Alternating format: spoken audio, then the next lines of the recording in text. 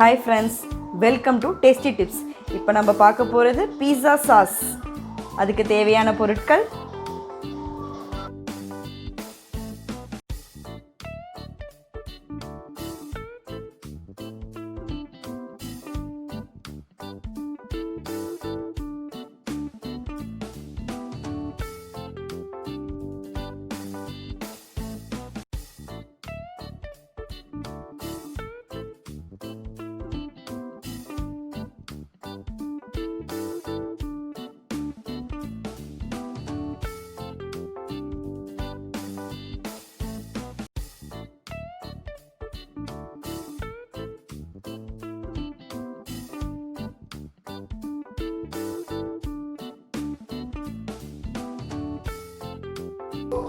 பீஸா sauce செய்கிறதுக்கு இப்போ வந்து நம்ம தக்காளியை வேக வைக்கணும்.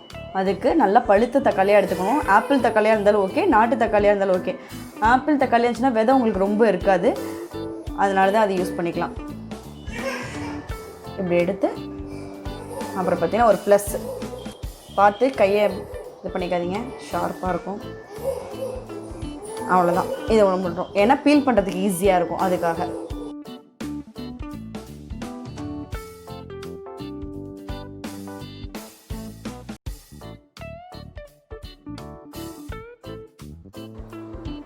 இப்போ தண்ணி ஊற்றிக்கலாம். தக்காளி வேகிற அளவு தண்ணி ஊற்றிக்கலாம்.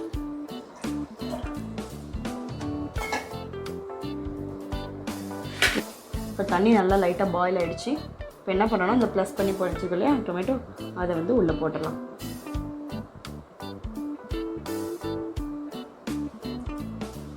போட்டுட்டு பாருங்கள், இதுதான் காஷ்மீர் சில்லி. இது வந்து நல்லா கலர் கொடுக்கும். காரம் அவ்வளோ இருக்காது, ஆனால் சூப்பராக இருக்குங்க. கலர் பயங்கரமாக இருக்கும். இதில் ஒரு 3 மிளகா வந்து போட்டுறோம். கொஞ்சம் ஸ்பைஸியாக வேணுங்கிறவங்க இதில் 2 மிளகா இதையும் போட்டுட்டு,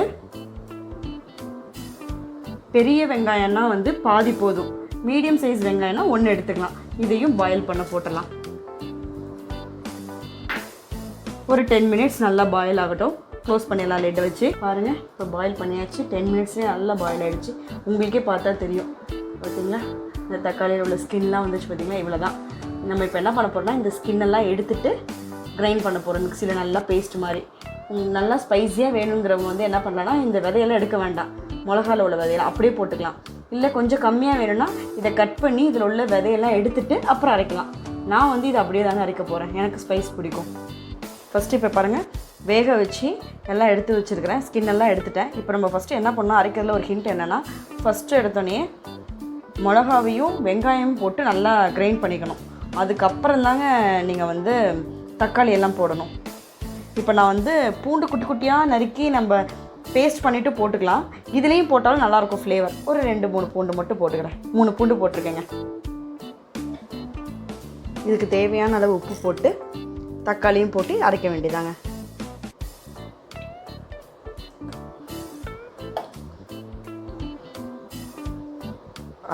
அரைச்சிட்டு வந்துடலாம் பேஸ்ட்டாக. பாருங்கள், ரொம்ப பேஸ்ட்டாக இருக்கக்கூடாது, மாதிரி திப்பியாக அரைச்சிக்கணும். அப்போ தான் இந்த சாஸோட கன்சிஸ்டன்சி அழகாக இருக்கும்.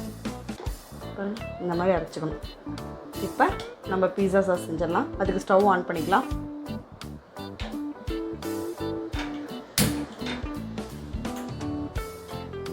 பீஸா சாஸ்னாவே ஆலிவ் ஆயில் தாங்க. நார்மல் ஆயிலையும் பண்ணலாம், நான் வந்து ஆலிவ் ஆயில் எடுத்துருக்கேன். ஊற்றிட்டு இந்த குட்டி குட்டியாக பாருங்கள், நம்ம கார்லிக்கை ஒரு 6 கார்லிக்கை வந்து குட்டி குட்டியாக நறுக்கியிருக்கேன். இது வந்து நல்லா அழகாக இருக்குங்க. இது நல்லா ஃப்ரை ஆனதுக்கப்புறம் இந்த சாஸில் கடிப்படும் போது டேஸ்ட்டாக இருக்கும். நல்லா ஃப்ரை ஆகட்டும். இது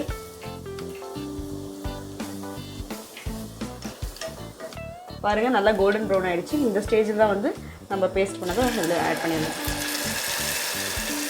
ஆட் பண்ணி நல்லா பாயில் ஆகட்டுங்க. இது மேலெல்லாம் தெளிவும். கண்டிப்பாக இது லிட் போட்டு தான் செய்யணும். நல்லா திக் கன்சிஸ்டன்சி வந்துருச்சு. இது பார்த்தீங்களா, இந்த ஸ்டேஜில் நம்ம என்ன பண்ணுறோன்னா, 1 ஸ்பூன் சுகர் ஆட் பண்ணிக்கலாம். பாருங்கள், சுகர் ஆட் பண்ணிவிட்டு கொஞ்சம் நல்லா இது பண்ணிவிட்டு அடுத்த ஸ்டேஜ் பார்த்திங்கன்னா கேன் டொமேட்டோ சாஸ் ஒரு டேபிள் ஸ்பூன் வச்சுருக்கேங்க, அது ஊற்றிடலாம். இப்போ அடுத்த முக்கியமான விஷயங்க என்ன ஆட் பண்ண போகிறோன்னா மிக்ஸ்டு ஹர்ப். பார்த்தீங்களா, உங்களுக்கு மிக்ஸ்டு ஹர்ப் கிடைக்குன்னா ஆரிகானோ இல்லைன்னா வந்து மின்ட்டு ஏதோ ஒரு ஹர்ப்ஸ் இதை வந்து ஆட் பண்ணிக்கலாம்.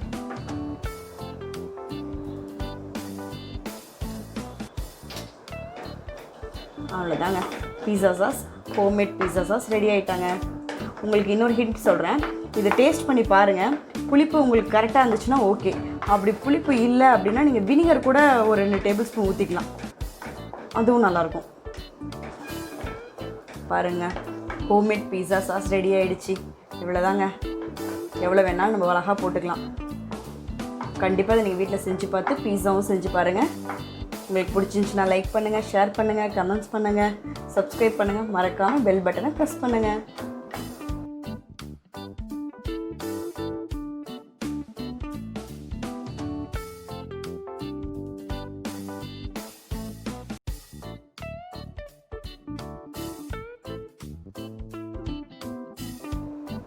என்ன வீட்டில் இருக்க சாஸ் வச்சு எப்படி பண்ணுறது பீஸா சாஸ்னு ஒரு சப்ஸ்கிரைபர் கேட்டிருந்தாங்க, அவங்களுக்காக நான் எப்படின்னு சொல்லிடுறேன், பார்த்துக்கோங்க. Tomato sauce, readymade tomato sauce இருக்கு இல்லையா, அது வந்து ஒரு டேபிள் ஸ்பூன் போட்டுட்டு, ரெட் சில்லி சாஸ் இருக்கு இல்லையா, அது வந்து ஒரு ஸ்பூன், பாருங்கள் இவ்வளோதான், இதையும் போட்டு சில்லி ஃப்ளேக்ஸ் வச்சுருக்கேன். சில்லி ஃப்ளேக்ஸ்னால் மிளகாவை வந்து மிக்சியில் போட்டு ரன் பண்ணிங்கன்னா சில்லி ஃப்ளேக்ஸ் ரெடி ஆகிடுச்சுங்க. போட்டுட்டு மிக்ஸ்டு ஹர்ப்,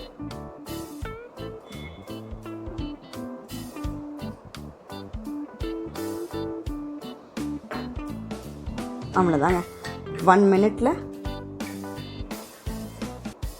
அதாவது ரெடிமேடு வச்சு ஒரு பீஸா சாஸ் ரெடி ஆகிடுச்சு.